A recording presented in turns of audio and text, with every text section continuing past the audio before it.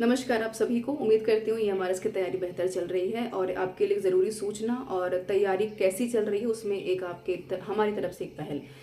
Educational current affair के ऊपर बात करूँगी जो कि काफ़ी इम्पोर्टेंट है। आपने सवाल पूछा है कि क्या करंट में जो एजुकेशनल करंट अफेयर्स है क्या सबको पढ़ना है, तो इसका जवाब बिल्कुल हाँ है। कहाँ से पढ़ना है, कैसे पढ़ना है, इसके ऊपर भी मैं बात करूँगी। देखिए, आप टीचिंग से हैं, नॉन टीचिंग से हैं, प्रिंसिपल से हैं, किसी भी अदर पोस्ट से प्रिपरेशन कर रहे हैं, टीचिंग एग्जामिनेशन का कोई भी पेपर आप दे रहे हैं, आपको यहाँ पर एजुकेशनल करंट अफेयर पढ़ना ही पड़ेगा, कोई और ऑप्शन नहीं है। अब ये होते क्या हैं, एनसीएफ क्या है, एनईपी क्या है, एनसीटी क्या है, डाइट क्या है, एसएसए क्या है, रूसा क्या है, ठीक है। इसके अलावा अगर पीएम श्री की बात करें, परख क्या है, प्रथम क्या है, ये सारी चीज़ें, पीएम पोषण योजना क्या है, मनोदर्पण क्या है, ये सारे पार्ट्स आते हैं करंट में कि शिक्षक जगत में जो परिवर्तन हो रहे हैं, शिक्षक जगत को और बेहतर बनाने के लिए, टीचिंग लर्निंग को और इफेक्टिवनेस बनाने के लिए, उसको हम कहते हैं एजुकेशनल करंट अफेयर्स, ठीक है। तो आप शिक्षक हैं, आपको पता होना चाहिए। पिछली बार भी इन्होंने सिलेबस में बकायदा टैगलाइन दी थी एजुकेशनल करंट अफेयर की, इस बार नहीं दी है। तो आपको ये कवर करना है अपने सेल्फ हैंड से, क्योंकि टीचिंग एप्टीट्यूड के और डोमेन में 60 नंबर टोटल टीचिंग एप्टीट्यूड में सब कुछ इन्होंने कवर कर दिया है। अब आपको मिलेगा कहाँ से, आप खुद सोचेंगे कि भाई ये किस मीडिया का नाम है, कैसे इसको कवर करना है। दो इंपॉर्टेंट वेबसाइट्स के ऊपर बात करूंगी, एक मिनिस्ट्री ऑफ एजुकेशन और दूसरा एनसीटी, माफ कीजिएगा एनसीईआरटी, ठीक है।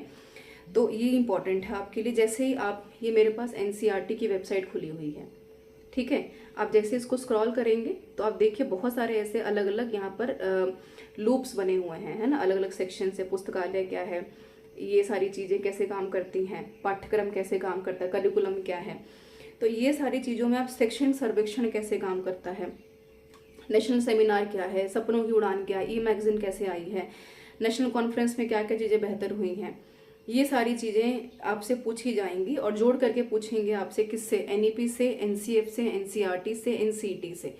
तो ये ध्यान रखिएगा।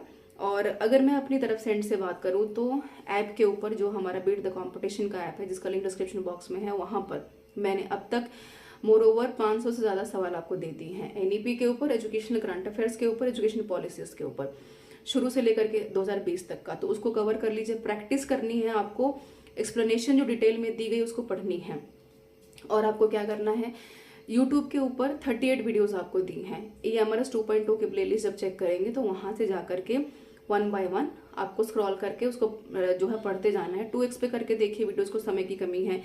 PDF निकालिए टेलीग्राम से, फाइल सेक्शन से, जिसका लिंक डिस्क्रिप्शन बॉक्स में है, और कोशिश कीजिए कि उसको मैक्सिमम टाइम पढ़िए, क्योंकि यहाँ से आपका एक भी सवाल बाहर नहीं जा रहा है, ठीक है। अब आपके ऊपर डिपेंड करता है कि कितने इंटीग्रेटेड तरीके से, कितने इंक्लूसिव तरीके से आप सवालों को पढ़ सकते हैं, जो कि आपके एग्जामिनेशन में काफ़ी हद तक आपके लिए हेल्पफुल होगा, है ना।